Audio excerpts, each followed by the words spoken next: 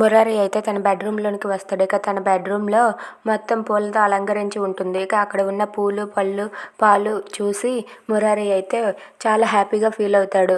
ఇక అక్కడ ఉన్న కృష్ణని చూసి ఇలా అంటూ ఉంటాడు, హే ఏంటి ఇదంతా మనకేనా, ఈ ఫస్ట్ నైట్ అరేంజ్మెంట్ మనకే కదా అని చెప్పి అంటాడు. ఆ మాటలు కృష్ణ అయితే ఇప్పుడు మీరు హ్యాపీనా ఏసీపీ సార్ అని చెప్పి అంటూ ఉంటుంది. ఆ మాటలకు మురారి అయితే కృష్ణని దగ్గరకు తీసుకొని హగ్ చేసుకుంటాడు. ఇంతలో అక్కడ ముకుంద అయితే ఆదర్శ్తో ఇలా అంటూ ఉంటుంది.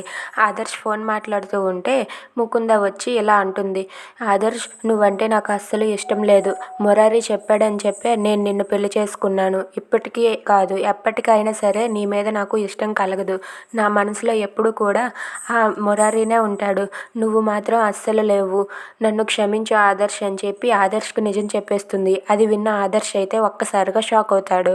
If you like this video please like, share and subscribe.